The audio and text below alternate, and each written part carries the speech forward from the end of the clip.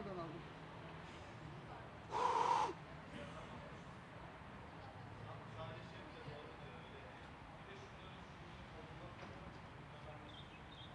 Yapalım.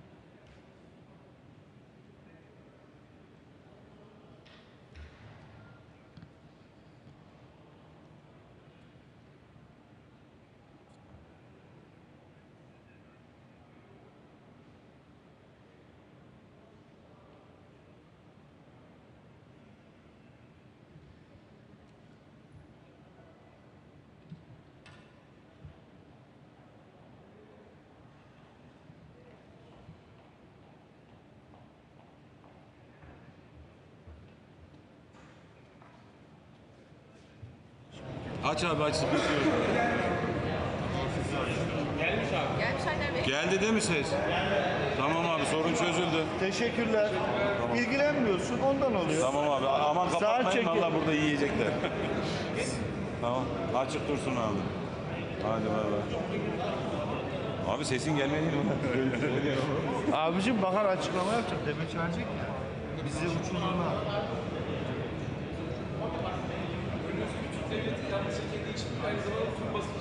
Bak yabancılar ne kadar efendi. Hemen çingenlik yapıyorsun. Ya bir bekle, bir deneme yapalım.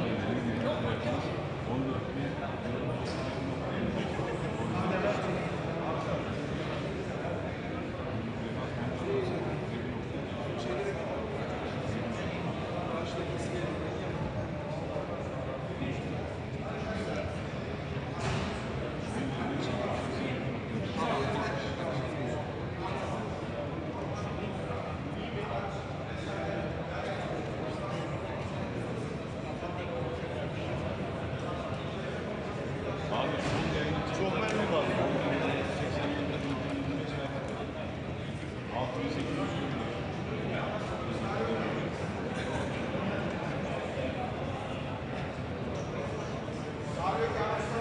Burası abi.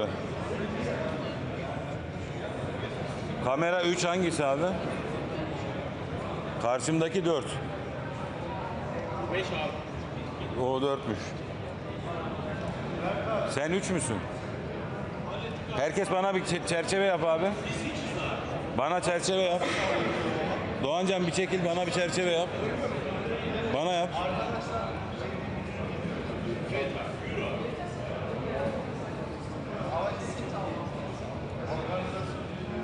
Ses 1, 2, 3, 4, 5, 6, 7, 8, 9, 10. 1, 2, 3, 4, 5, 6, 7, 8, 9, 10.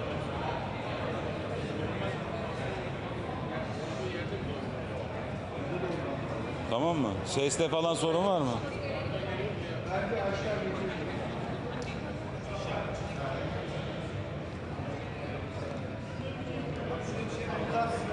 Oğlum bütün ekranlara beni vermişler yeter ya.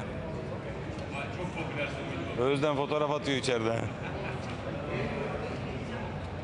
Tamam mı? Ayrılıyorum ben. Seste de sorun var mı? Senin ses mikserden mi aldın sesi? Sorun yok değil mi? Tamam.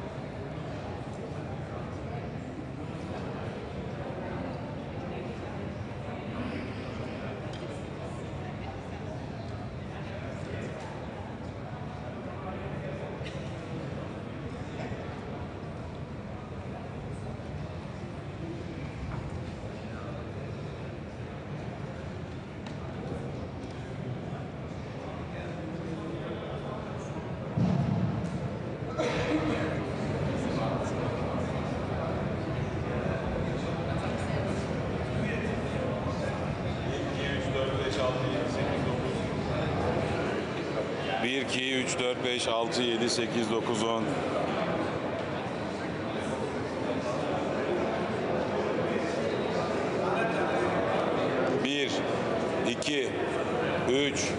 9, 10. 1, 2, 3, 4, 5, 1, 2.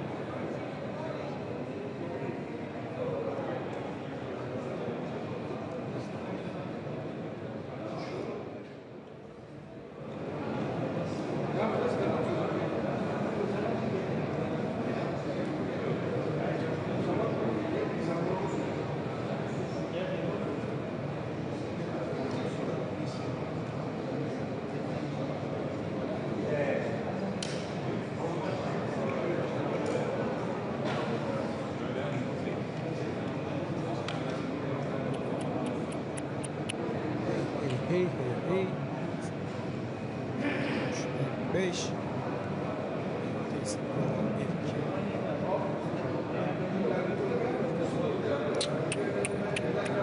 Ses.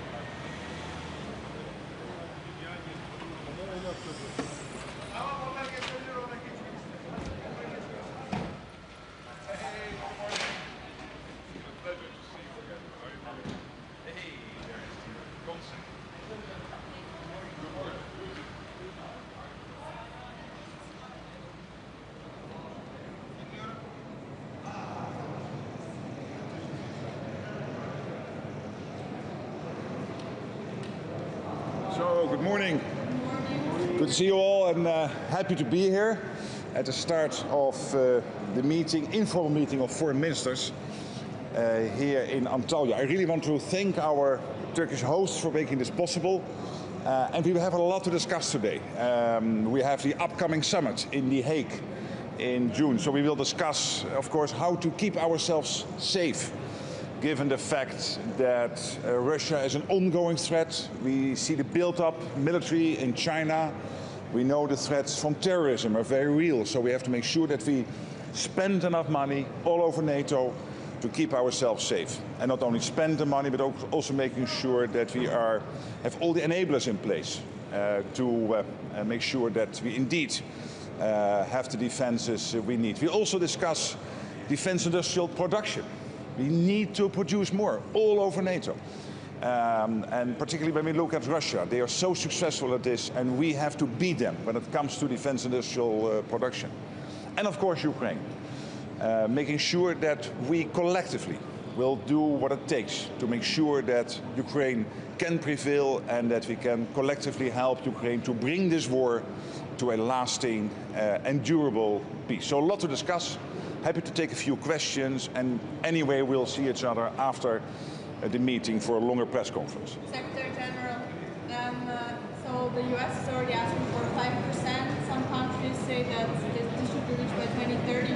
How realistic is this timeline when a few of the allies can even reach a 2% by the Hague summit? Well, I'm not going to go into numbers now, but your question is right, of course, that the debate will be very much about spending more.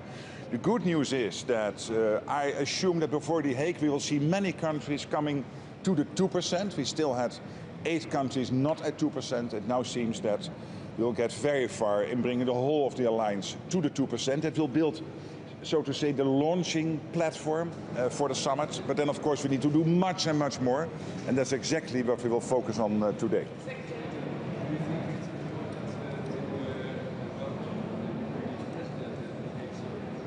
Yes, but when it comes to I saw some rumors on this, but we have no announcements to make yet about partners who will be invited, like the EU or the IP4 or Ukraine, etc. So no announcements yet at the moment.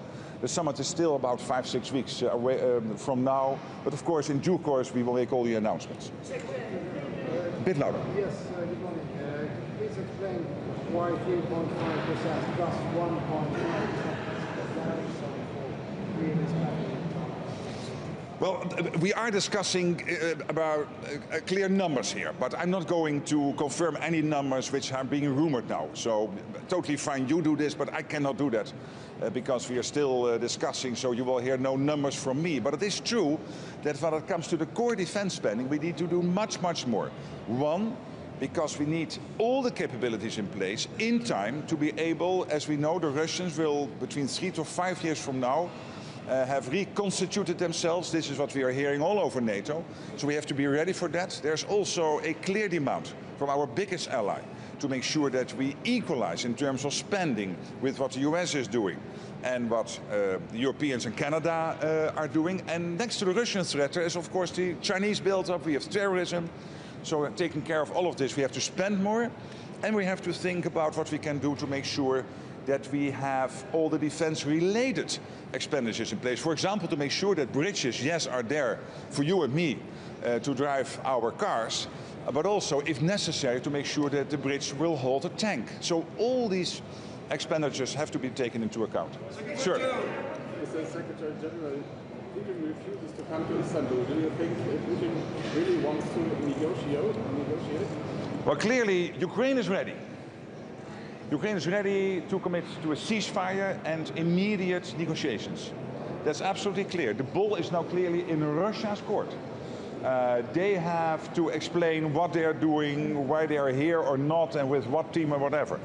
But let's make sure that we all understand that the ball is in their court. Ukraine is wanting to start the negotiations as soon as possible, and as I said before, it is thanks to the Americans and President Trump that the deadlock has been broken.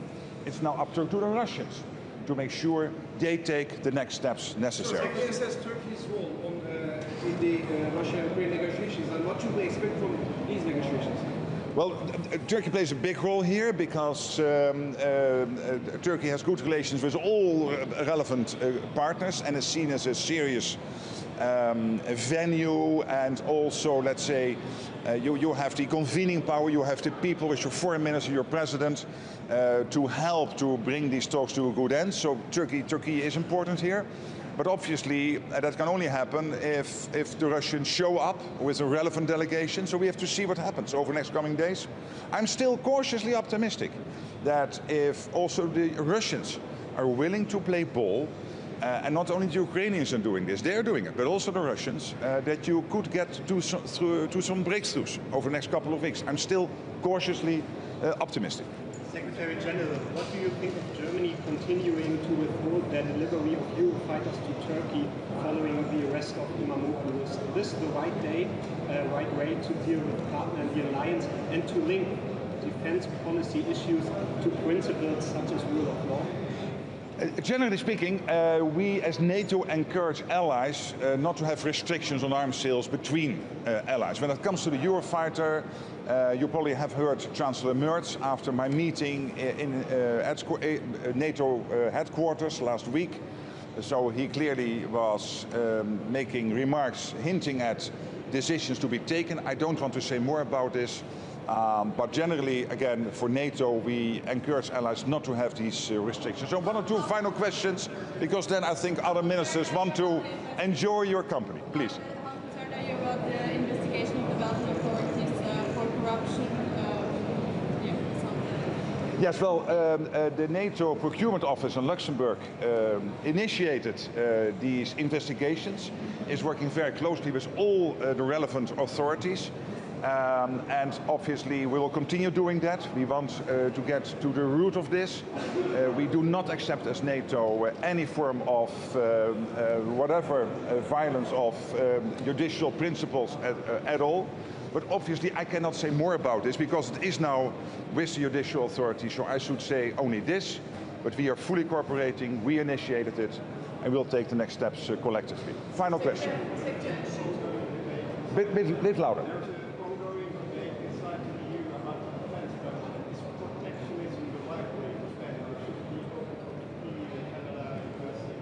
NATO really encourages all allies to have no barriers between us, and when it comes, for example, to the defense industrial base, Turkey has a very impressive defense industrial base. It's already closely working in conjunction with companies all over Europe and in the United States and Canada. And I think when the EU is drawing up budgets and plans, that's very positive. We need that. But let's hope and make sure that collectively it's really about the whole of the alliance making sure that we can protect ourselves. And there is so much more money floating around the next 10 years when it comes to defense industrial production because of the extra expenditures.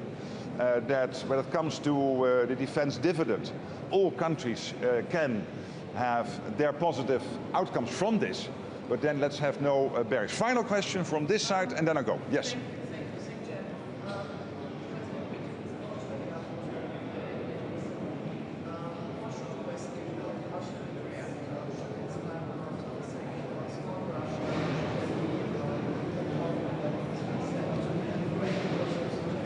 Well, let's take this step by step. It is clear that Russia is sending only a lower level delegation now to Turkey, to these peace talks.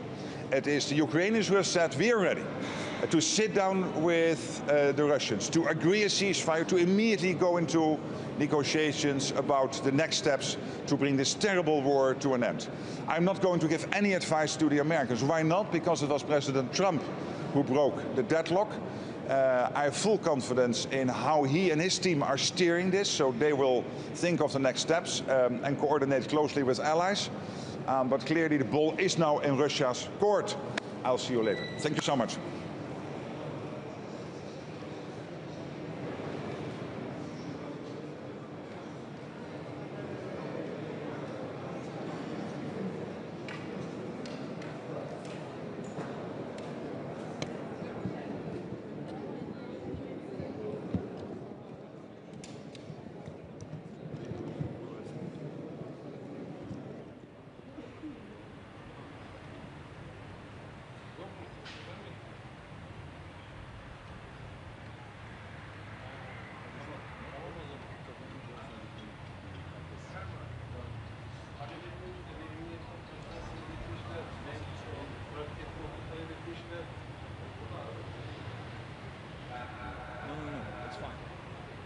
seeing, it's okay.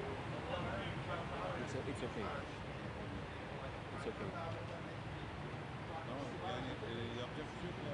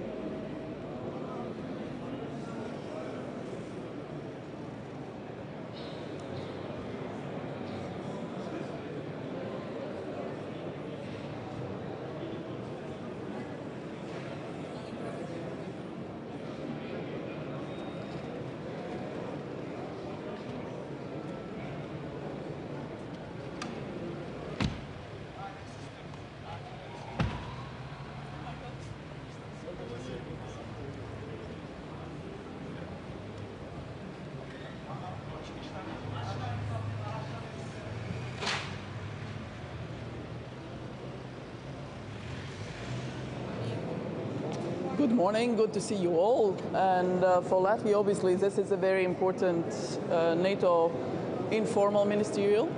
So we will be able to open ourselves up for a very wide variety of discussions. But the concentration and the direction from the Secretary General, of course, is about defense spending. So it will be the first exchange before the NATO summit in The Hague. We will be followed by defense ministers later in June. And the main point is, obviously, we face threats. Those threats we have jointly agreed, it's Russia as the most significant and direct threat to the Allies' security, Euro-Atlantic security, and terrorism as the most significant asymmetric threat, so non-state threat to our citizens. For that, we need defense investment. We need to counter Russia's capabilities that Russia has been building up, not only to fight the war in Ukraine, but also for a longer term. So we are very clear in Latvia. We have made the decision to raise defense spending to 5% next year. This year we will end up with about 4%. And we clearly know also the direction from our military leaders that they need those capabilities to fill the defense plans, the force structure, exercises, and so on and so forth. We take security very, very, very seriously. It's the basis of prosperity for all of us, and it's also about solidarity that across the alliance we have to be very serious about defense spending. So it's not just abstract, it's very concrete capabilities that we need. EU has stepped up with its decisions, so we are all in it. So it's a good process. What can really be expected today in the negotiations? You were first. What is your take on Oh, we didn't expect him to be serious about what he was saying. He never said he will be coming. He said we shall continue the negotiations. So it was more like what was happening in 22. What can really be expected from the negotiations in Istanbul today at the lower level? It depends. It depends again, you know, on expectations. We don't have very high expectations. We don't see indications of peace on the Russian side. Yes, Ukraine wants peace. We all want peace, but Russia doesn't want peace for now. There is no indicator Russia wants peace. Without that, but the process, okay, it's good that at least there is a meeting or something. But whether any decisions can be made, we'll see. The ceasefire that President Trump asked for hasn't come true. So we fully support US peace efforts for Ukraine, but also in other parts with Israel and Hamas. We fully support the release of hostages and ceasefire there. But in the same time, we have to be realistic that Russia needs to be pushed to peace. And weakening Russia's military capabilities is the most direct and cheapest way how to achieve peace in Ukraine. And on the consequences?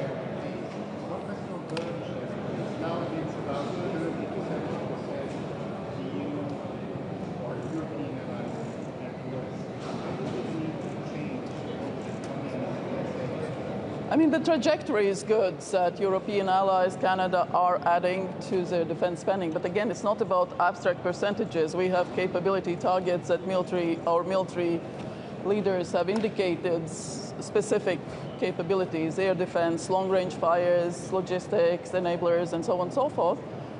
It does cost money.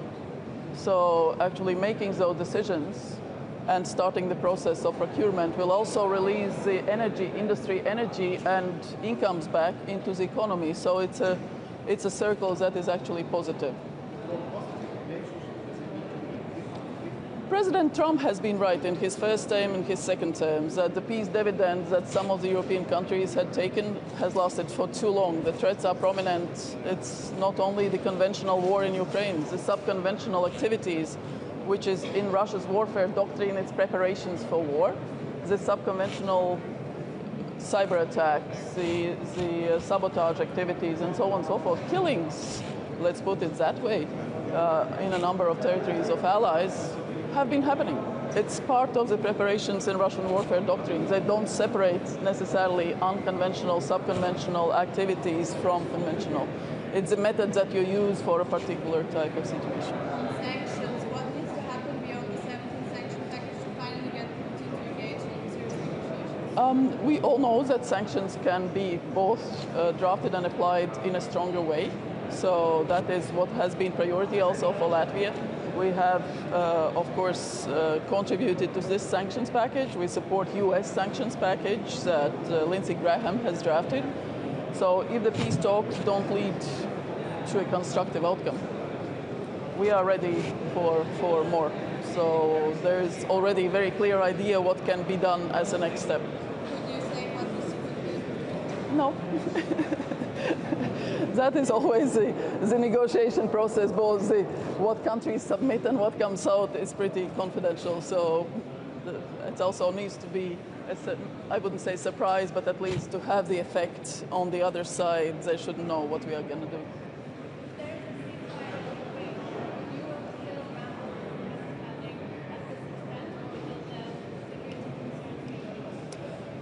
Listen, Russia is a threat, not only because of Ukraine. It had the intent, it had the capabilities, and it actually attacked Ukraine. We clearly see that the change in Russian force structures, that the plans of reform of the military force, the whole mode of Russian regime is about war.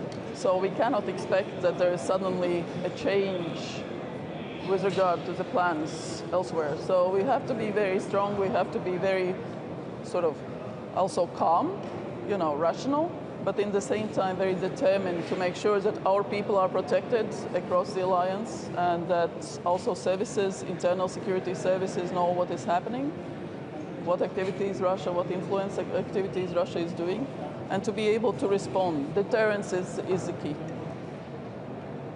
Thank you.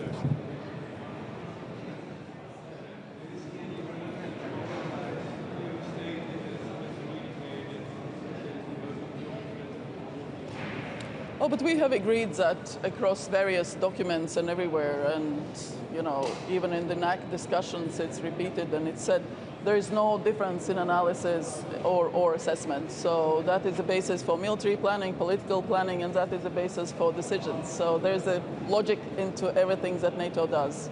It's still the best and strongest defense alliance in the world, and that's our task to maintain it in such a way. That's why for more than 70 years we have had peace and growth, and we need to maintain it such a way. I thank you.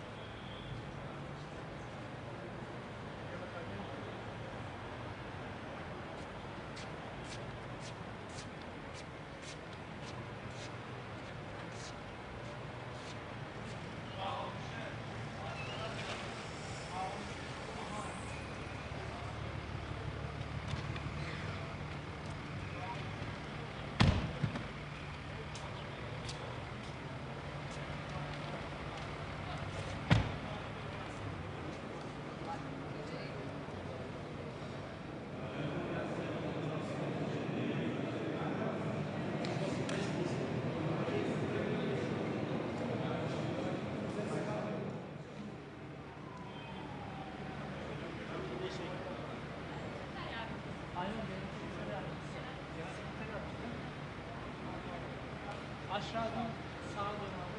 Evet, araçları o tarafa al. Genel sekreter yaptı.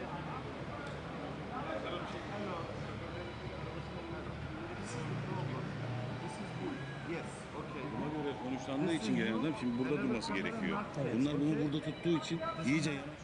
Abi yan taraf. Öbür taraf.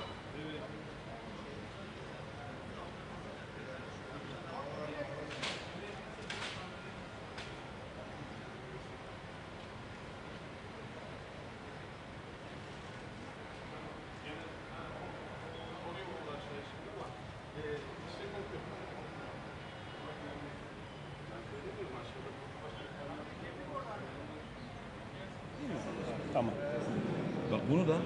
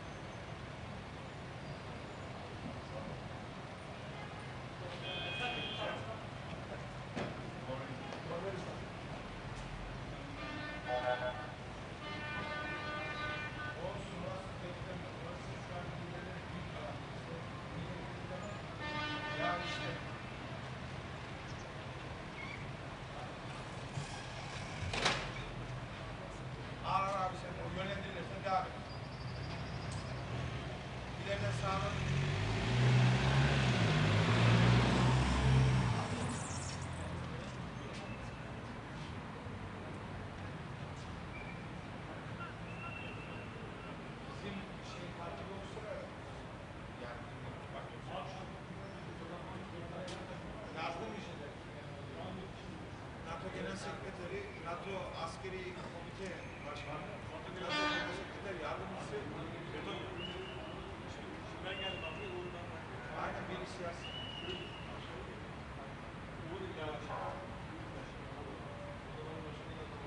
Burada da şey gibi, öyle kim ya? Bakan Bey'in hakikaten de gelelim de. NATO'nun hepsi geldi. NATO. Yardımcısı.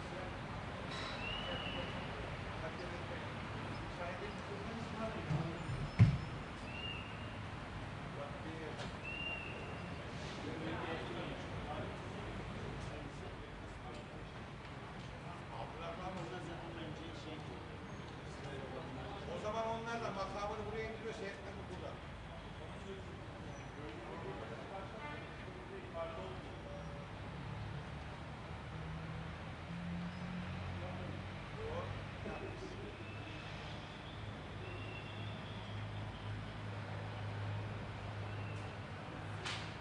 Ya şimdi var ya, ekibin yarısı birde, yarısı birde, sen birdesin. Burada mı? Bence aşağı in. Buraya bir yanlış abi, gider bu aşağıda kalsın. Ulaşıda ben buradayım abi. Ulaşıda bir devam edelim abi.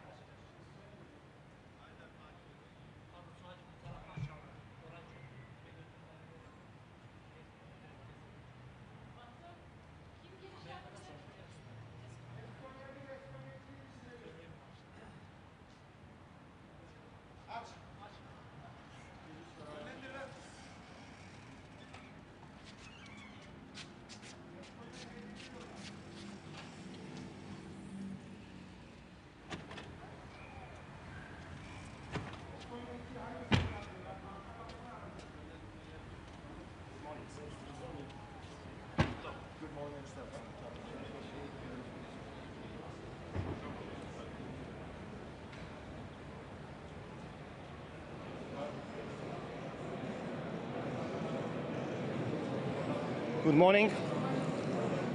First of all, I would like to inform you about the incident what we had during the last couple of days with Russian shadow fleet in Estonian economical waters.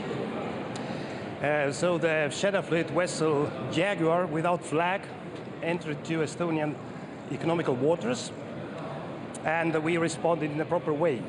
So our forces went to guide the shadow fleet vessel to our territorial waters to inspect, because There was no insurance, there was no flag, a typical Russian Shadow Fleet vessel. But what is different, and it is important, that Russian Federation sent a fighter jet to check the situation. And this fighter jet violated the NATO territory, close to 1 minute. This is something very new. So we need to understand that Russia has officially tied and connected itself to Russian Shadow Fleet. And also the NATO fighter stood up and went to inspect and check the Russian fighter. So this is totally different. And we need to understand that the situation is really serious. So we need to continue our operations guided by NATO on the Baltic Sea. As well, we need to understand that Shadow Fleet is a very serious thing, and the Russian Federation is ready to protect the Shadow Fleet as well. So once more, we need to understand that this time it was different, that the Russian fighter jet entered to NATO territory to check its Shadow Fleet, Chagos. So this is something we need to understand. Secondly, today we're going to discuss many important topics, and one of the most important is that the NATO should and must increase the defense spendings. So Estonia has decided already from the next year to increase our real defense spendings up to 5.4% of GDP. So our official position is that the target for NATO member states should be 5% in the future.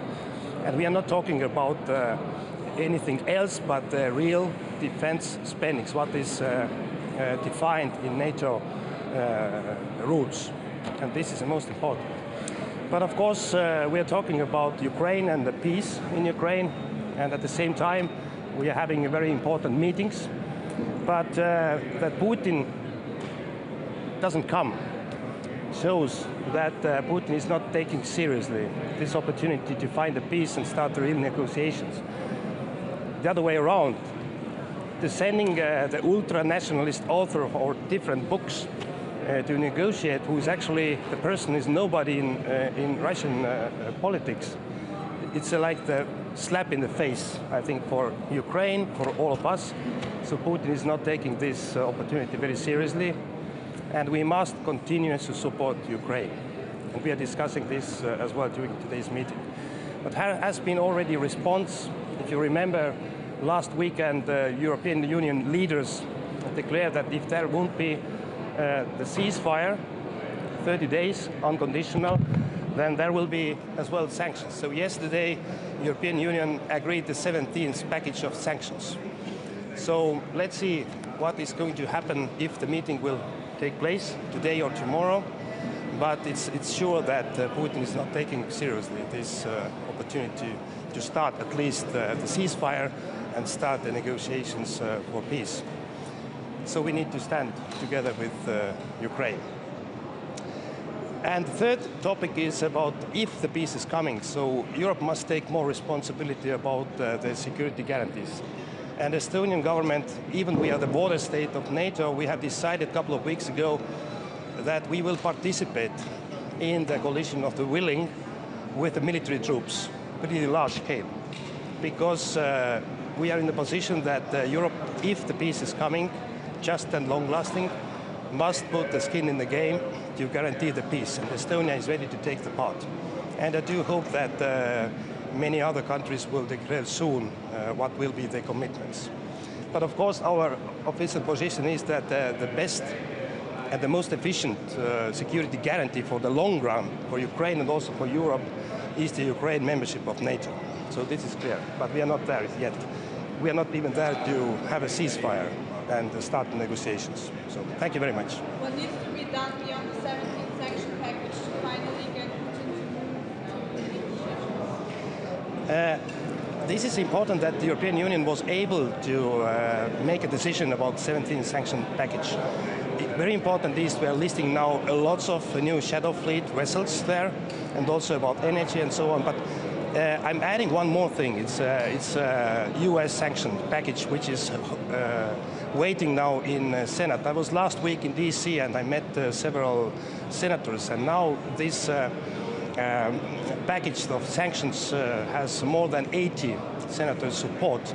And this is a real package as well. There are like the sanctions against energy, against banking, but this is very important as well, the secondary sanctions. And some European countries as well will be hit. Whoever is dealing with Russia about energy will get as well 500% increase of tariffs. So all this combined, I think that we have an opportunity to push Putin to the corner. Putin is not doing well. Putin's economy is weak. Putin is not doing well on the battlefield, to be honest. He's just terrorizing the civil people, bombing every night. So we need to push Putin to the corner, and then maybe there is an opportunity to start having the real peace process and also the long-lasting and just peace. Thank you. Sorry, okay. Those actions by Russia you just described, where is for you the red line in this hybrid warfare? There is no red line, because we are dealing with hybrid attacks. I don't like the word actually hybrid. These are attacks which is not crossing the Article 5. But these are attacks. We are under the heavy attacks on the cyber level 24/7.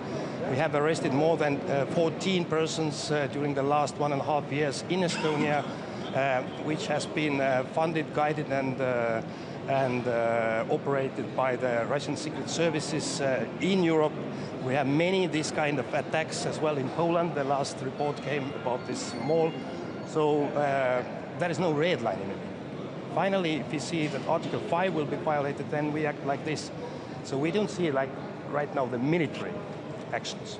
Because when I was defense minister in 2016-17, we saw 120,000 troops the other side of our borders ready to go within 48 hours. These troops are gone. They are in Ukraine. So Russia has no military capabilities to attack full-scale NATO. But as I explained you as well, that just a day ago we had an incident when a Russian fighter entered to NATO territory. So to test NATO, Russia has an opportunity.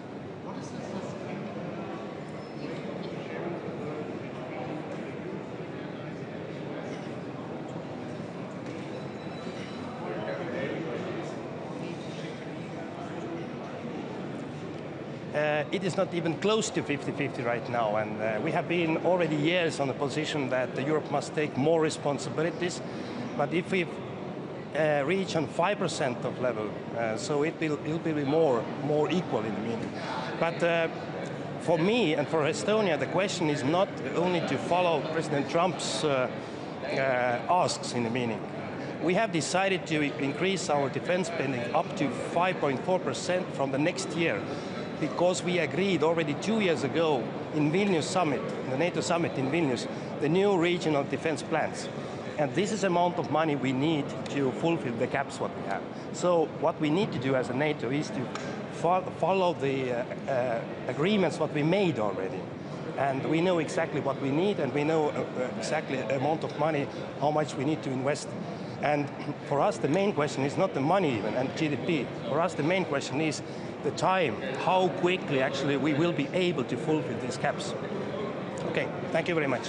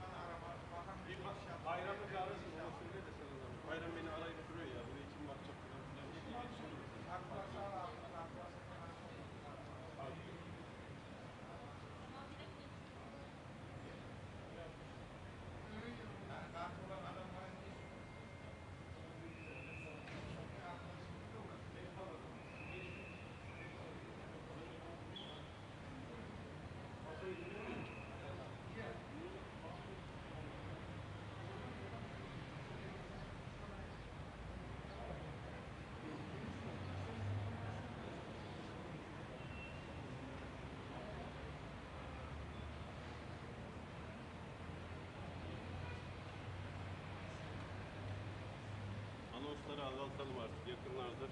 Kadir, Ünlamiye anons geliyor mu? Hadi. Tamam söyle ya şu an. Orada üretim koruması var diyordu. Sorsunlar nerede?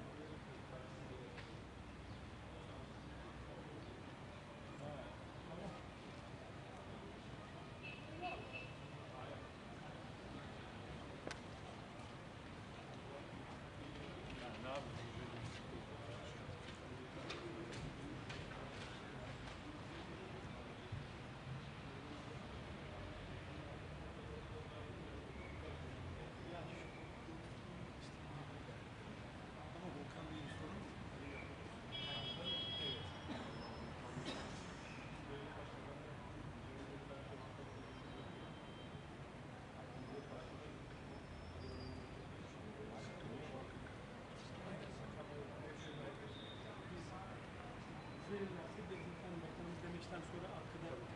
Bak o, burada kim karşılıyor? Ben karşılıyorum. Ben de şuradan çekerim.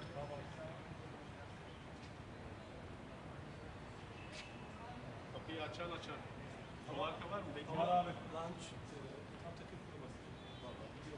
Değil mi abi? O lunch'ın kim olduğunu biliyorlar. Genel sekreter nerede? Aşağı inmişler. Aşağıdan kaysa gitmesi gerek aşağıdan. Vuruldu var. Bir dakika.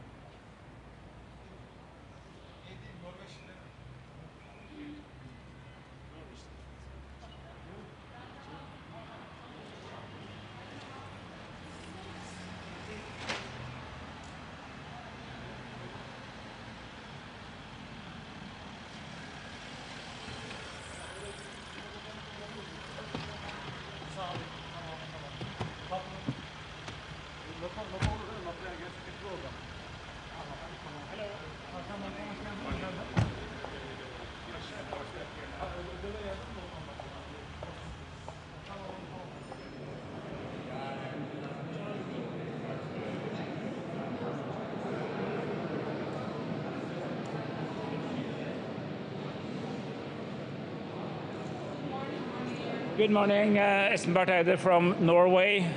Good morning to everybody. We have a very important meeting today as we are preparing for the summit in The Hague in June. I think the two set of themes that will dominate the agenda is, of course, what's going in Ukraine right now, and even here in Turkey right now, what is happening and what is not happening in over Ukraine. Our commitment is very strong that we need to get to a ceasefire, get to peace, but that the quality of that peace is incredibly important.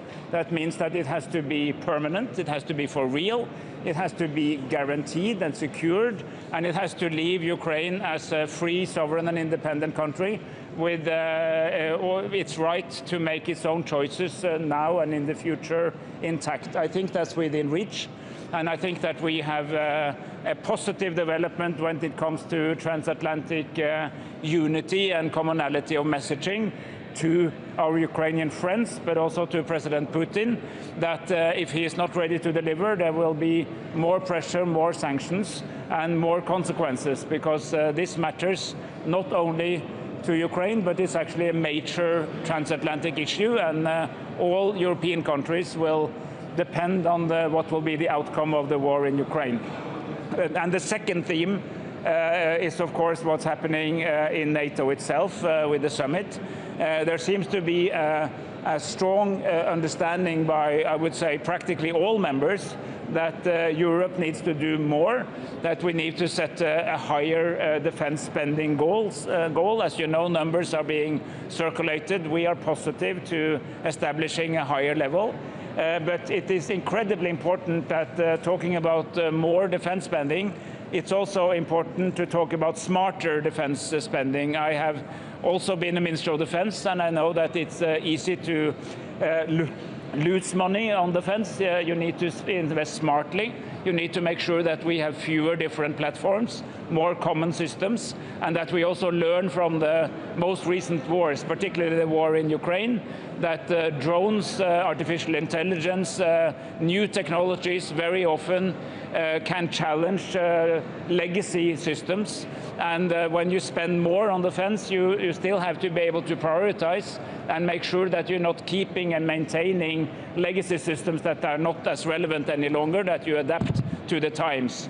And it's also very important that an agreement on increased spending also comes with a corresponding agreement on what is the major threat, common threat. And that an assertive Russia in Europe is a defining security challenge to Europe, that the commonality of threat assessment, a common position on how to use money smarter should accompany an agreement to spend more money on defense. And that's something we from Norway's side will argue for and also support. Thank you. You mentioned 4 sanctions. So far the previous packages haven't seemed to be very efficient in the sense of getting Putin any closer to the negotiation table. So what could be even harder sanctions that could actually lead to Putin engaging in negotiations? So there are conversations in the European Union about increased European sanctions, and there's also a package being discussed in the US Congress and Senate about an increased set of sanctions. And you are, of course, right that sanctions has not brought Putin to the table yet, but we do know that it hurts the Russian economy. And although the parts of the Russian economy is on steroids because it's a war economy, other parts of the economy is in serious trouble. Interest rates are very high, and this, of course, affects big parts of Russian society. So they do have an effect, but it seems that we might need to increase the pressure even further. So we support both the conversation that is going on in the United States, but also in Europe, on stronger sanctions. And these conversations are ongoing as we speak. What we do here in NATO is not to discuss the sanction packages because they belong elsewhere, but to argue that pressure on Russia has to be kept up. Okay? Louder, please.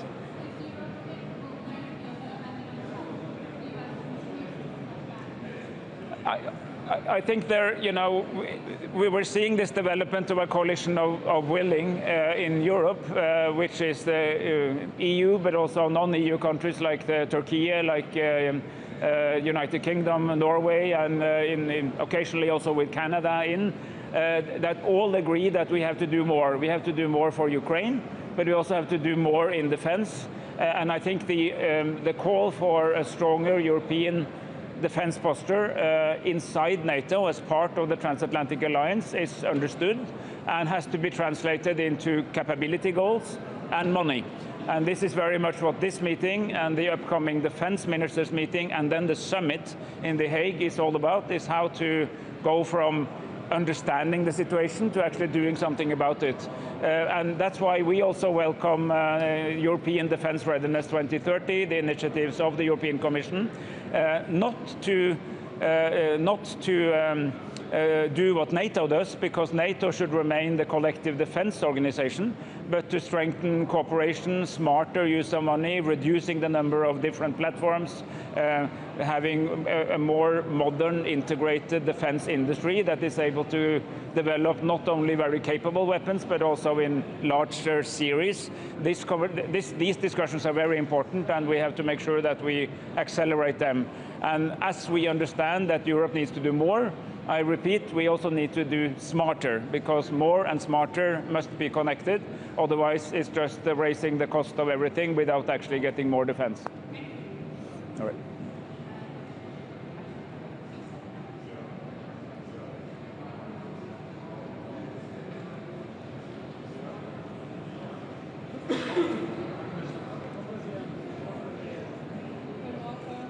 Hi, Casper Veldkamp from the Netherlands. Very happy to be here. This informal foreign ministers meeting of NATO is a stepping stone towards the NATO summit at the end of June in The Hague in the Netherlands. And of course, as a host, representing a host country, I'm very happy to host that summit. A very important summit, I think one of the most important NATO summits in the recent history of NATO, the alliance. Of course, we'll also have the defense ministers who will meet in a formal meeting in Brussels at the beginning of June.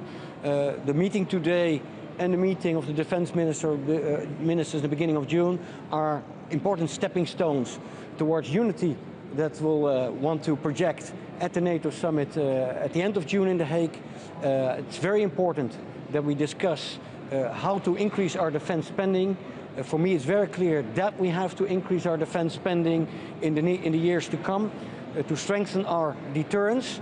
and also because the United States is a very important ally and friend, makes it very clear to its European partners that we have to take more responsibility for our own defense, for the security of Europe, and which I find logical also to do. What can really be expected from the negotiation talks taking place in Istanbul today, but without the informal? It's very clear to me President Zelensky is willing to go to Istanbul. Russian President Putin is not wanting to come. For me, that makes very clear where we need to put pressure to move towards peace. But can you describe this? No, we will discuss here. We have, of course, the ambassadors at NATO of the 32 allies have had a round of discussions on what spending target for NATO, what timeline, which steps in between. We now will first exchange views about that at the political level. Of course, whatever the outcome will be, it will lead to discussions also within the capitals, especially in governments with coalition systems.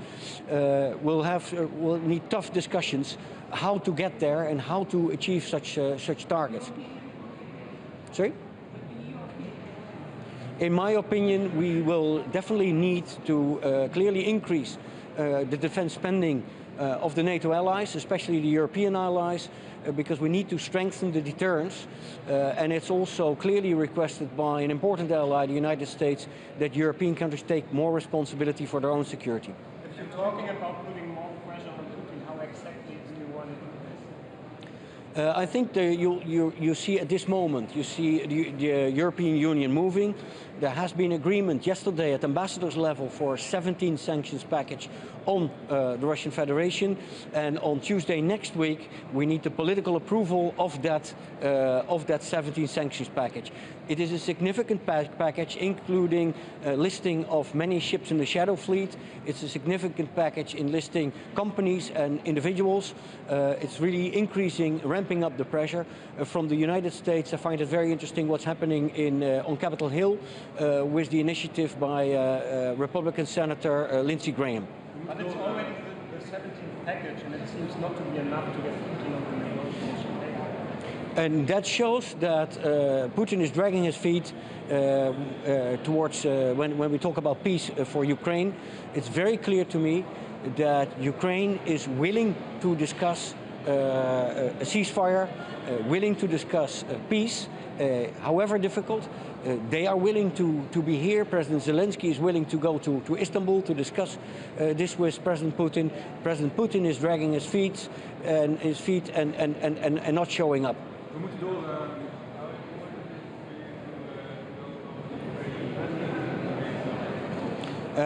I will be very happy to host President Zelensky and the Ukrainian delegation in The Hague. It is, of course, not to me as the host country, it's the Secretary General of NATO who will decide on what the invitations will be. For me, it's he will be very welcome in The Hague, always.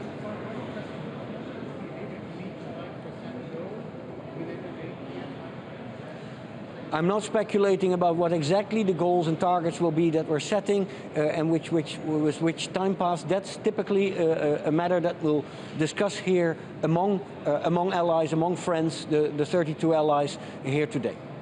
Yeah, thank you.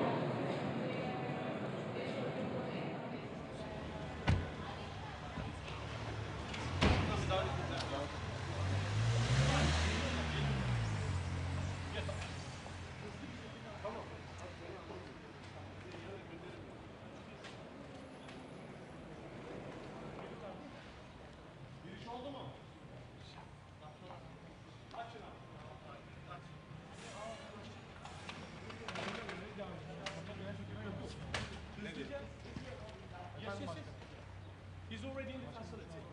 Giriş yaptı değil mi? Giriş yaptı orayı tamam. Bitti. Ama boş. Boş. Şu an boş bekliyorsun. Boş şu an.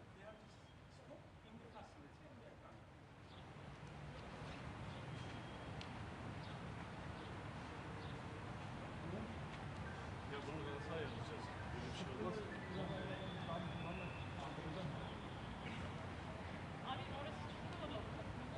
açarım. Ben açayım.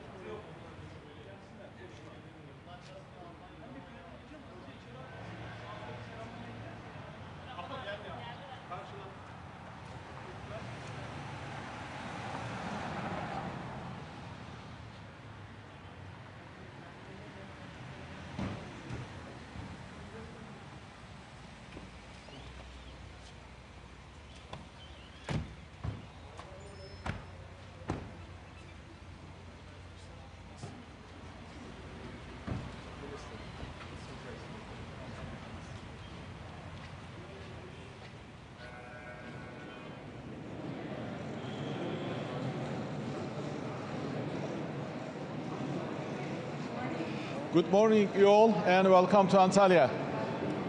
I hope you are enjoying your time here in Antalya. As Turkey, we are very much privileged to host this important meeting, especially in this very important and particular time. As you know, a lot of important and significant issues are taking place in and around our region, particularly Euro-Atlantic region. So, as allied partners, today we will have important discussions ranging from how to manage defense burden sharing, how to strengthen our defense industry base, and how to bring peace to Ukraine. And those are some of the important issues that we will discuss in preparation to the meeting that our leaders will have next month in Netherlands summit. And later today I will hold a press conference, and during this press conference I will also answer your questions, and thank you very much for your attention and interest. Thank you.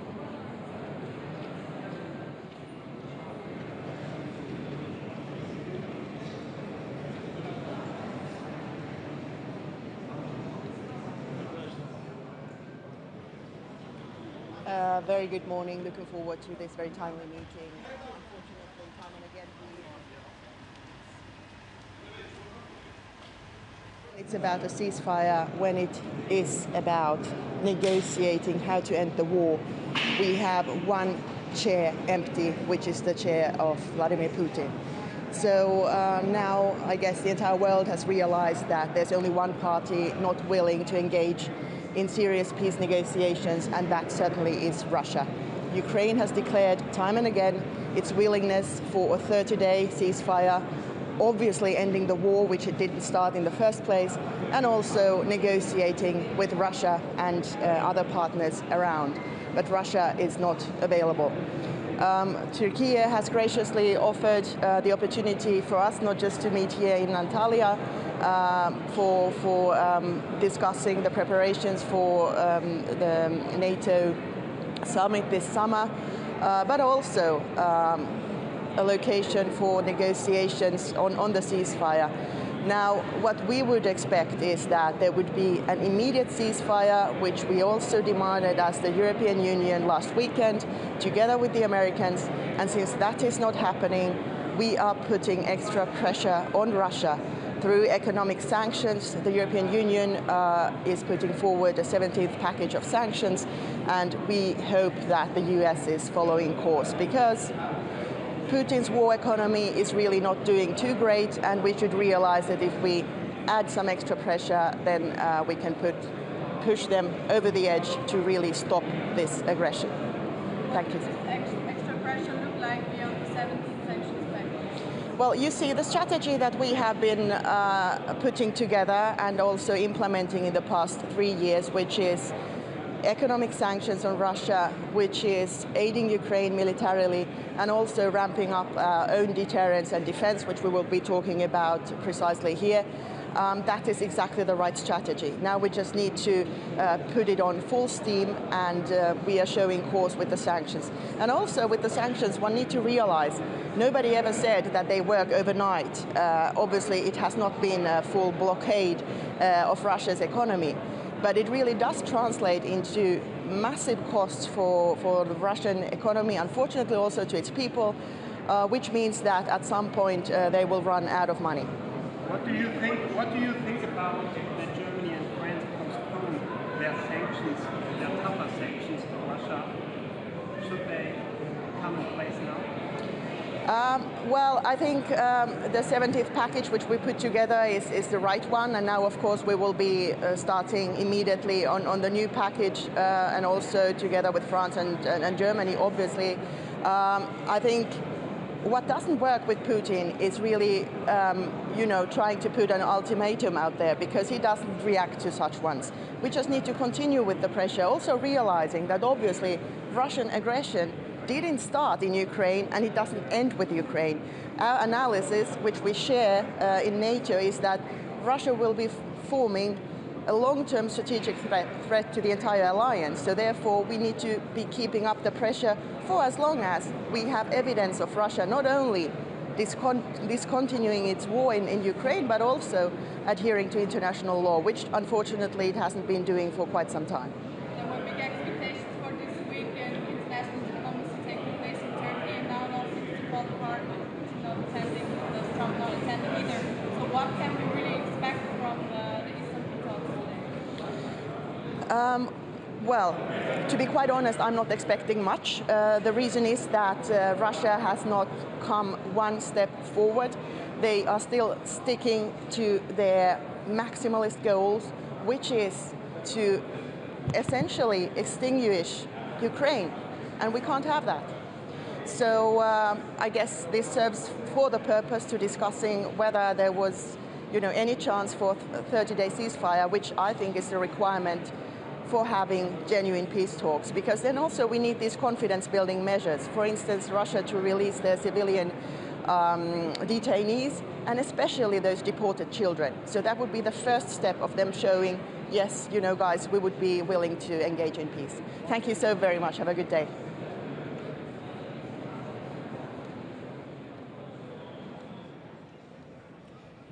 Good morning. A huge thanks to Hakan, the people of Turkey, the people of Antalya for being gracious hosts to this foreign ministerial. It's a very important event for us because it's the last, even though informal, but the last meeting of foreign ministers before the upcoming Hague summit, where we will have to show a very clear commitment to adapting the alliance to the necessities of the current geopolitical and security challenges that we have. It is about the challenges that we have. It is about the collective deterrence that we have to establish. It is about investments in our industrial base, widening our defense budgets. And I think the momentum that we have in the discussion is going in a very positive dynamic, is moving in the right direction. And in that sense, we remain optimistic, very optimistic about the role of the alliance, considering the security challenges that we have commonly. Thank you.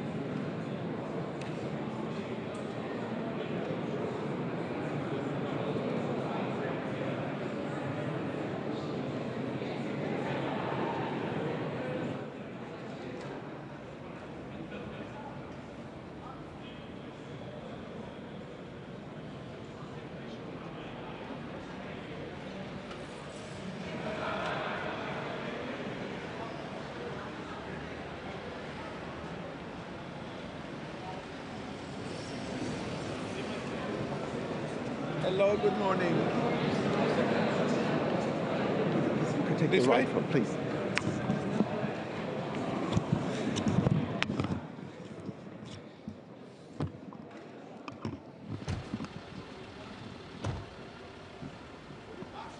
Yes, morning everyone. So as we are heading to the Hague summit, we have the clear priorities in front of us. That is the NATO that is stronger, more ready, and more lethal. That's what we are committed to, and that's what we want to see in the Hague summit, and once again to reaffirm that we are ready, we are prepared, and we are united. And also once again to reaffirm that our transatlantic bond is the absolute cornerstone of transatlantic security and of NATO. For Lithuania, there are three priorities. Number one, this is the defense spending. We have to increase defense spending in NATO because we made too many pledges to be better prepared, to be ready, to be with the better plans. Now we have to fulfill it with the defense investment. From Lithuania's perspective, 5%, this is doable, and we have to achieve it faster than the 2032, because we see the very tempo and the speed how Russia generates its forces now as we speak. So we have to do the same. From Lithuania side, we are number 2 this year with 4% of GDP for the defense spending. Next year, we are heading to be the number 1 with 5.25%. And our answer is it is doable. You need political will, so some of the financial planning, but it is doable because there is a lot at stake for us. This is the European security and stability. Number 2, Russia. We have to fulfill our plans and our pledges that we already stated in the previous summits, in Washington and in Vilnius summit. So this is now time to implement. As we see, Putin's strategy doesn't change. He looks for distraction, deceive, and also the delay of any proper process for the peace. We are strongly supporting the position of Ukraine, of US, and of our European allies to go for the ceasefire for at least 30 days. This is how we should proceed. And number 3, lastly, that is Ukraine. We understand that the strong armed forces of Ukraine will be the first defense line. That's why we have to support them. And we want to see the new support pledge for Ukrainian armed forces in the Hague summit.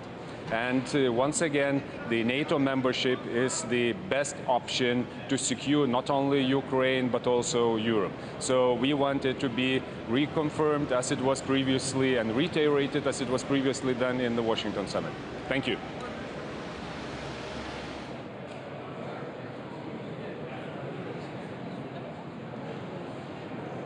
Hello and good morning again. I will make a short statement in English and then I will take you in English. Is it okay?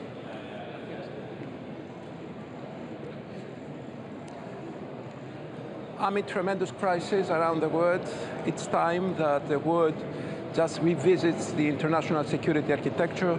It's a very critical time, and I think it's important to work jointly on enhancing collective defense capabilities. Greece stands in favor of increasing the defense spending and defense capabilities.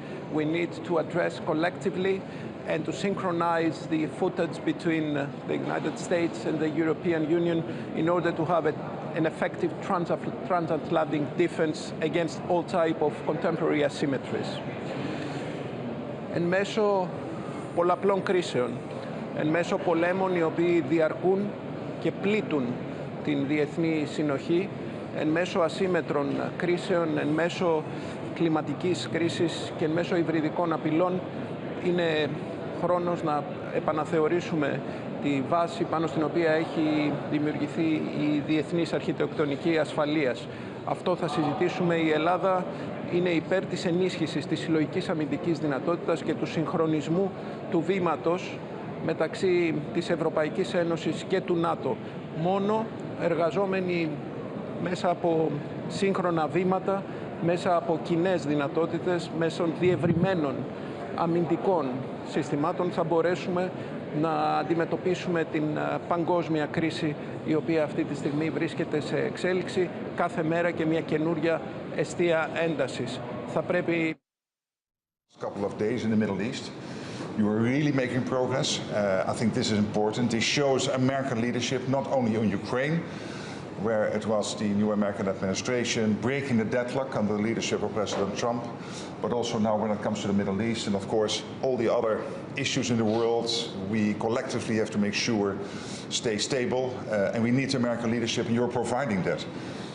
Today will very much be about the summit in The Hague, and it is first of all ramping up defense spending in Canada and Europe. Nations are committed to that. We will have a debate on all the details, but this is really important because we have the ongoing Russian threat. We have the Chinese built up massively at the moment militarily, and of course the terrorism, the terrorist threat, which is still ongoing. But we also have to ramp up the defense industry because with only money we are not there. We also need the defense industrial output to make sure that we can fight off any threat to NATO territory. And of course we'll discuss Ukraine, how to make sure that we bring Ukraine to a lasting and durable peace. Again, welcome and thank you for your personal leadership in all of this, Marco. Thank you, and I think today's meeting sets up what I hope will be, I believe, will be a very successful leaders level meeting coming up very shortly. NATO has the opportunity to grow even stronger in the alliance. You know, the alliance is only as strong as its weakest link, and we intend and endeavor to have no weak links in this alliance. So it's setting up nicely, and it's good to see. You know, the president has just submitted a budget for $1 trillion of defense spending, which is unheard of. It's unparalleled. And it's not just spending money. It's spending money on the capabilities that are needed for the threats of the 21st century. All kinds of different threats that look different from the threats in the past. And so I think today sets up that leaders meeting, which will be very productive. I also think, obviously, that the big issue on everyone's mind is what's happening with Russia and Ukraine. The President of the United States has been abundantly clear he wants the war to end. He's open to virtually any mechanism that gets us to a just, enduring, and lasting peace. And that's what he wants to see. He wants to see an end to wars. He wants to keep wars from happening. The purpose of NATO is to prevent wars through its strength. And that's why, you know, we want to see it grow stronger. Spending levels among all partners that allow everyone to be stronger and makes the alliance stronger. And also he wants to end wars, and that's the hope with Russia and Ukraine. We'll see what happens over the next couple of days in that regard, but we want to see progress made in that regard, and whatever mechanism is outlined, whatever the process is that needs to happen, I mean, we are open to being constructive and helpful in any way we can to end the conflict. I will say this, and I'll repeat it, that there is no military solution to the Russia-Ukraine conflict.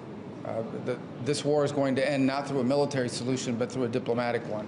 And the sooner an agreement can be reached on ending this war, the less people will die and the less destruction there will be. And ultimately, that's what the president's goal is.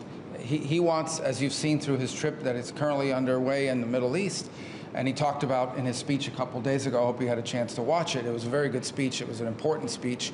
And what it marks is when he's interested in building things, not destroying. He wants economies and countries focused on building things, making things, providing opportunity and prosperity for its people. And he's against all the things that keep that from happening, like wars, like terrorism, and all the instability that comes with that. That's why he's made a bold decision when it comes to Syria, and the hope that the new authorities there will take this opportunity to rebuild that country and provide and take it from being a source of instability to a source of stability. And that's why he wants to see the war in Ukraine end. Because there are people suffering, there are things being destroyed, there are lives being upended. There are millions of Ukrainians that live outside of their borders in their country right now. And the world the president wants to see is one in which people can come back home and begin to rebuild their country and spend their time focused on how to build the economy, not how to fight a war. But obviously we're in a very difficult spot right now, and we hope that we can find the steps forward that provide for the end of this war in a negotiated way and the prevention of any war in the future as a result, meaning a peace that's going to ensure not just that this war ends, but also prevents a new one from starting at some point down the road. So a lot of work. We remain committed to that. Obviously, like everyone else, impatient. We want to see it happen, and but it's difficult. But you know, hopefully progress will be made here soon. Thank you. Thanks so much. Thank you. Thank you. Thank you. What kind of progress do you expect? Keine ernsthaften Verhandlungen, und das wird Folgen haben. Es gibt eine große Entschlossenheit in Europa, dann auch über weitere Sanktionen zu entscheiden. Und ich gehe auch davon aus, dass auch in den Vereinigten Staaten von Amerika darüber nachgedacht wird. Deshalb, es ist nie zu spät, an den Verhandlungstisch zu kommen. Die dringende Aufforderung heute ist an Russland, die Situation zu überdenken und die Initiative des amerikanischen Präsidenten positiv aufzugreifen, jetzt zu Verhandlungen zu kommen. Herr Außenminister, Sie haben es angesprochen, Sanktionen müssen innerhalb von wenigen Tagen kommen, oder wie viel Zeit hat man da noch? Und hatten Sie den Eindruck aus dem Gespräch mit Herrn Rubio, dass die Amerikaner ebenfalls bereit sind, mit dem Westen an einen Strang zu ziehen, mit Europa an einen Strang zu ziehen? Und eine kleine Ergänzungsfrage, sind die Amerikaner einverstanden mit dem, was Sie vorgeschlagen haben, was das Spending angeht, zu den Verteidigungsausgaben? Also sind die Amerikaner zufrieden damit, was Deutschland angeht?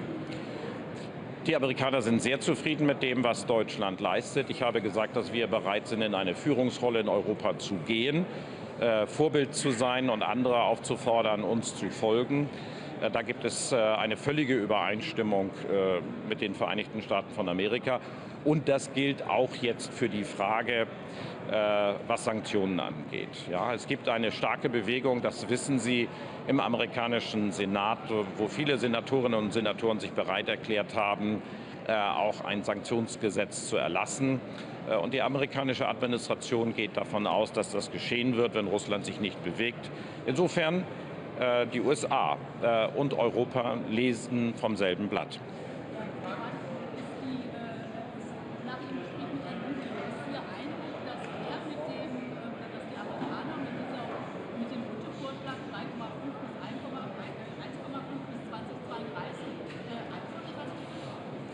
Ich glaube, das ist ein Vorschlag, der abgestimmt ist, der auch mit der amerikanischen Seite abgestimmt ist oder vorabgestimmt ist. Wir werden darüber heute natürlich noch einmal beraten. Aber man sollte das Ergebnis sehen. Und das Ergebnis sind in der Tat die 5%, die Präsident Trump gefordert hat, die er für notwendig hält. Und wir folgen ihm da. Und wir sehen darin ein klares Bekenntnis der Vereinigten Staaten von Amerika zu Artikel 5. Die NATO steht eng zusammen. Und jeder muss wissen, dieses Verteidigungsbündnis ist durch diesen beklagenswerten Krieg stärker geworden und steht enger zusammen als je zuvor. Herzlichen Dank.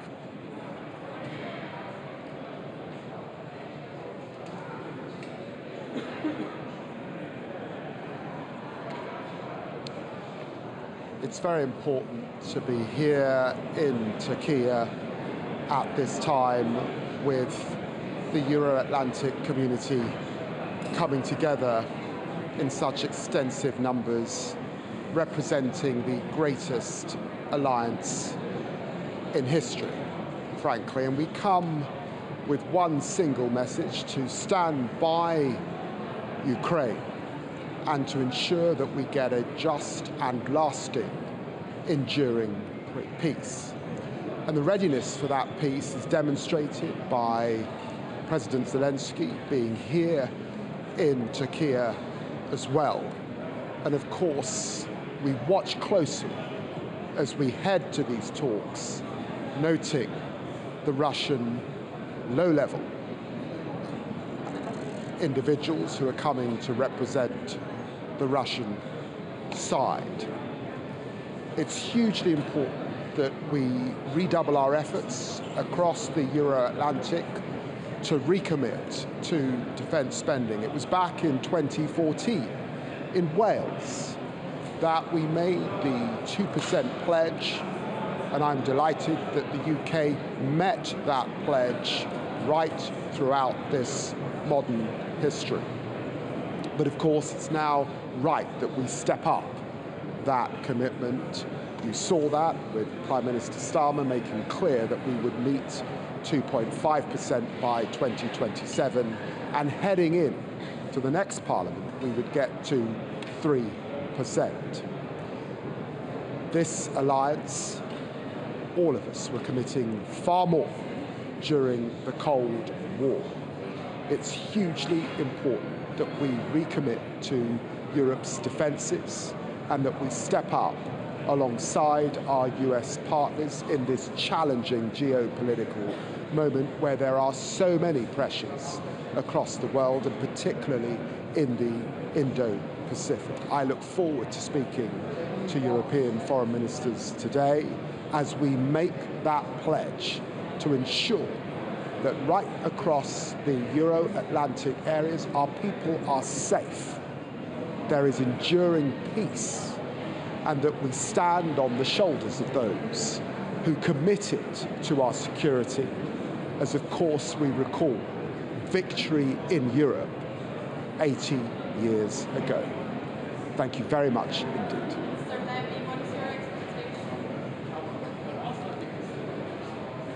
DRT, 2 doorsteps.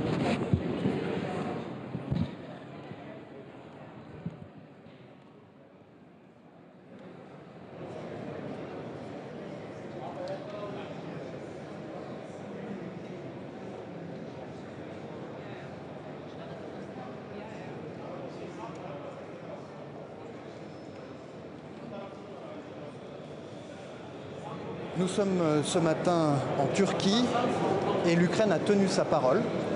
Volodymyr Zelensky est présent avec ses conseillers, avec son ministre avec lequel je me suis entretenu à l'instant pour négocier la paix.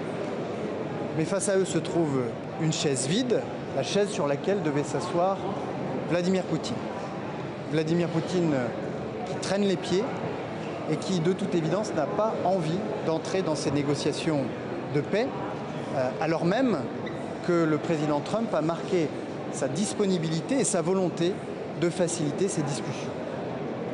Alors bien sûr, aujourd'hui, une équipe technique diligentée par Vladimir Poutine se rendra en Turquie où elle rencontrera une équipe ukrainienne.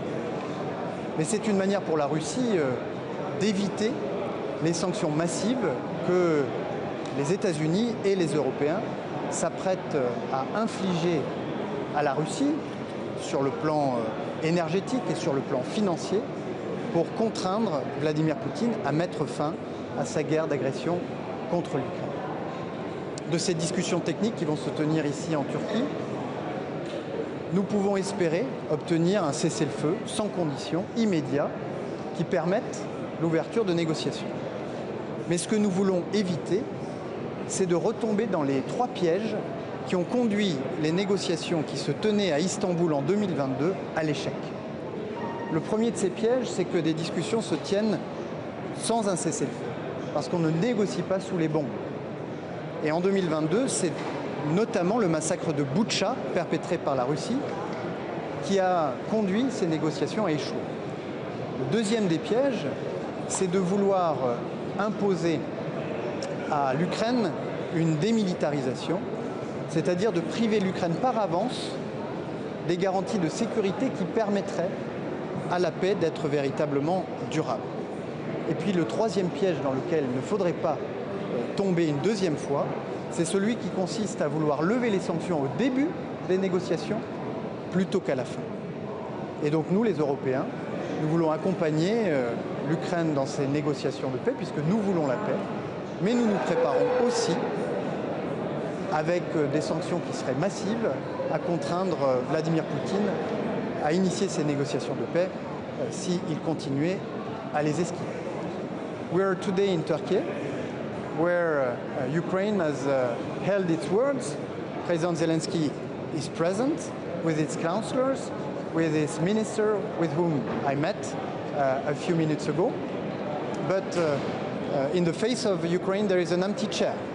The chair that was awaiting Vladimir Putin, despite of the fact that President Trump has expressed its availability, its willingness to facilitate discussions between Ukraine and Russia. Of course, there will be a technical team sent by Vladimir Putin to discuss with the Ukrainian team today in Turkey. Because, of course, Russia is willing to avoid the massive sanctions on oil, on the financial sector, that the US and that Europeans are preparing in the instance where Russia would keep refusing to cease fire. But the best we can hope for in these technical discussions is indeed a ceasefire, an immediate, unconditional ceasefire that would allow for proper peace negotiation. And what we want to avoid at all costs from those discussions that are going to start in Istanbul is for us collectively to fall in the 3 traps that led the previous discussions 3 years ago to failure. The first trap is to discuss or to hold talks while bombs are falling on Ukraine. Because last time, the Bucha massacre that happened during those negotiations led to their failure. The second trap is to try to impose the demilitarization of Ukraine and to prevent Ukraine from seeking credible security guarantees from its partners after the war. This would lead those discussions to failure because there can be no lasting peace without credible security guarantees. The third trap is to front-load sanction lifting rather than backloading. This again led to the failure of the Istanbul negotiation 3 years ago. As far as we're concerned, Europeans are united. They demonstrated it last weekend in Kyiv. We're supporting Ukrainian efforts to enter those peace negotiations, and we're preparing for massive sanctions on oil and financial sector in the instance where Vladimir Putin would keep avoiding such discussions. Thank you very much. Well, I still want all of Ukraine, and still things can achieve. So we need to put pressure on him.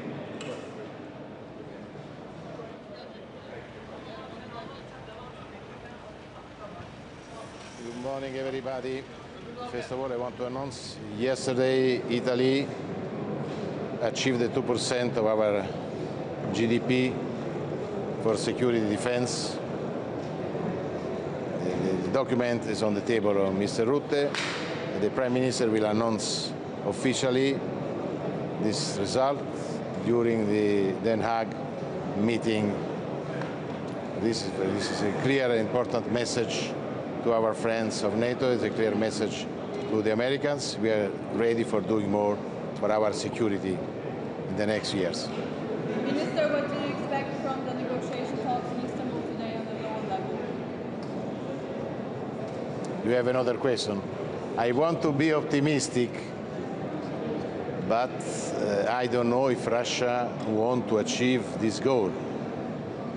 Probably Russia want to move on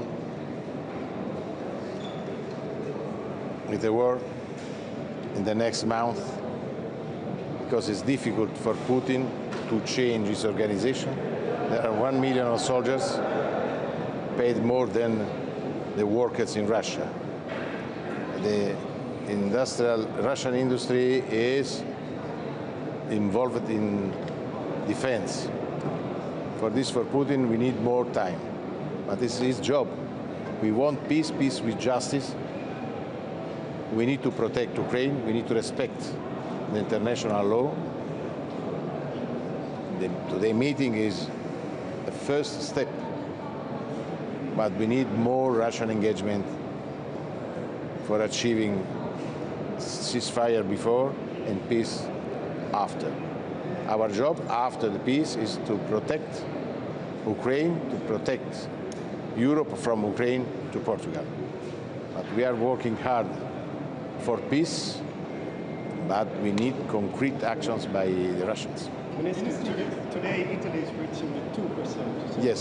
But the discussion today is about 5%. Is Italy ready for this enormous investment? And do you think that the EU has to step up to help member states to reach this new investment?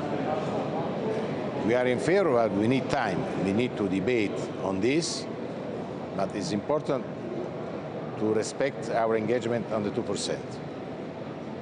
This is the first step. Then it's possible to do more. It's possible to increase the money for defense. I prefer to talk on security, because defense security is not only weapons. It's the protection of every European citizen, every Italian citizen. For this, we are ready for talking on this, but we are in favor strongest pillar of the second pillar of the NATO. There is a big pillar, this American pillar. Now we need to work hard for a biggest pillar, European pillar. We need to do more. We want to move on in this direction. We need time, of course, but I think we need the European defense for security. But security is a concept more important than defense. Defense is part of the security. For this, we are ready for doing more. It's also, security is also infrastructure, and cyber security, not only weapons. Security is the protection against terrorism, against cyber attack. For this, we need to talk on this, but we are ready for the protection of our citizens, Italian citizens, European citizens. I believe in Europe, I believe in European defense. How do you consider the agreements between Turkish companies and Italian aerospace companies? Will we see more this kind of agreement? The relations between Italy and Turkey are very, very positive. 2 days ago, a long call between President Erdogan and Prime Minister Meloni, but from the Berlusconi government, the link between Italy and Turkey has been very, very positive in every, very sector. We are part of NATO. We are Mediterraneans. For us, it's important to work together in the Mediterranean Sea. First of all, we need to look at Libya. Yesterday, I have spoken with the Minister for the Affairs on this. I am concerned for the situation in Libya. Now, probably there is a ceasefire, but we need to look also at the south. For this, Turkey will be very, very important. We are ready for doing more with Turkey in many, many sectors, also in defense sector. Absolutely, because I think it's important to back the European defense in industrial defense. When I was commissioner, I worked with Commissioner Barnier. At this time, I was commissioner for industry, and Barnier was commissioner for internal market. We approved. We proposed to the commission. The commission approved our proposal for a European defense strategy. But I think we need to be open for a cooperation with the countries, NATO countries, for example, America, Turkey, UK, but also with Japan. We are working, for example, as Italy for aircraft, Italy, UK, Japan. This not only Europe is important, I agree, but we need to be open for cooperation with other countries, friends of us. Underline Turkey, USA, Japan, and UK, of course. Minister, we are now in the adoption phase of the 7th sanctions package already, and Putin doesn't seem to be any closer to negotiation there. So what kind of stronger sanctions would there still be to get? But as you know, the sanctions are not, for us, Italian sanctions are European sanctions. It's impossible to decide alone. But we are in favor. If Putin wants to move on in the same direction, we need other sanctions, and we are in favor of this. Okay? I have the family photo. I'm sorry.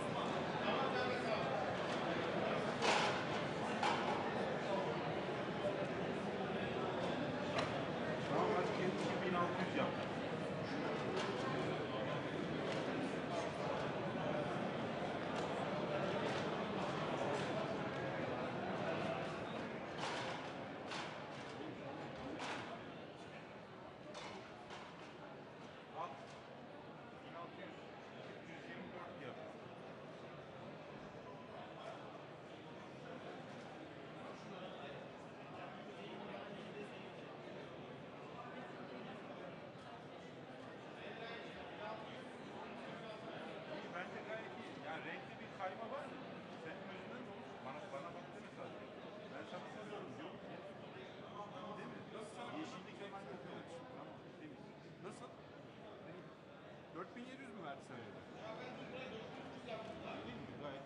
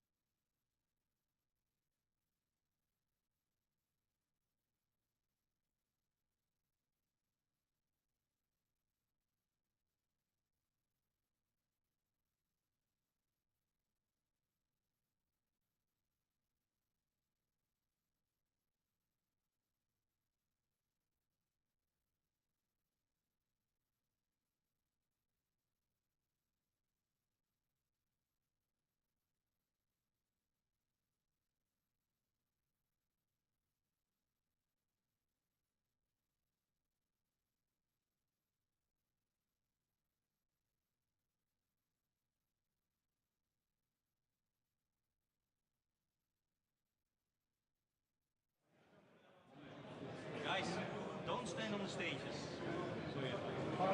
Please go back, sir.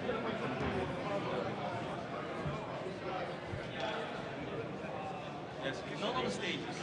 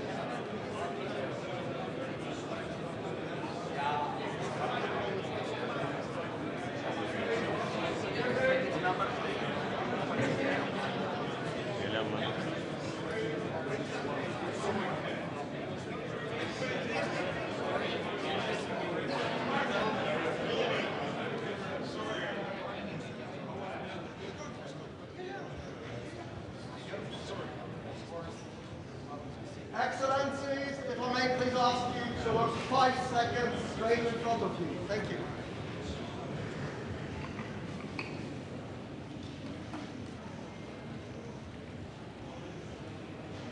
Thank you very much. Thank you. We go to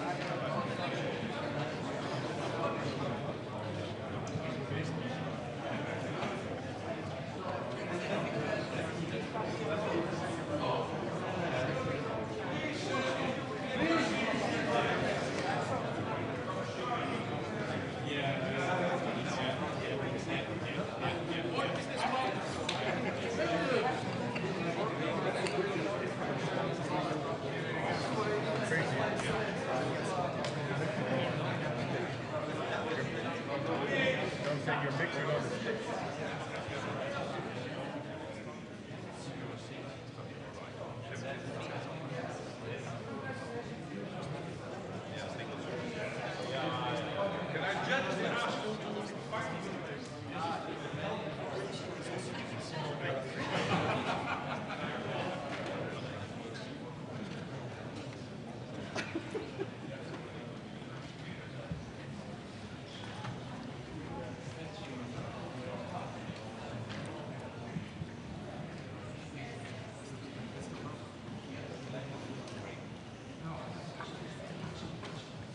morning. Good morning to all of you, and I really want to welcome you to Antalya for this important Foreign Ministers meeting, and I want to thank our colleague from Turkey. Really, Hakan, thank you so much for making this possible, and the hospitality, it is really amazing. We will have a very important meeting today in the run-up to the summit in The Hague. We need to discuss how to make sure that NATO will be stronger. That means more defense spending. It means more defense industrial production. But also how to make sure that NATO is fair, that we equally distribute the burden amongst allies, and that is only fair. But also a NATO which is more lethal, not by becoming offensive, but by being so strong that nobody will ever attack us, because they know if they would, this defensive alliance, if we will be attacked, our reaction will be devastating. That's what we will discuss today, how to make sure that we make a success out of the The Hague summit. It will be a splash of a NATO which is standing there at the world stage, stronger than ever. So again, thank you for being here, and now it is my honor to give the floor to our colleague from Turkey. Hakan, please, the floor is yours. Thank you, Mark. And it's a great pleasure to host you all in Ankara, and welcome again. This is one of the last high-level meetings before our summit in The Hague next month, as you know. And the Euro-Atlantic area suffers from multiple crises and conflicts. Therefore, this meeting will be an occasion to demonstrate our continued unity and solidarity.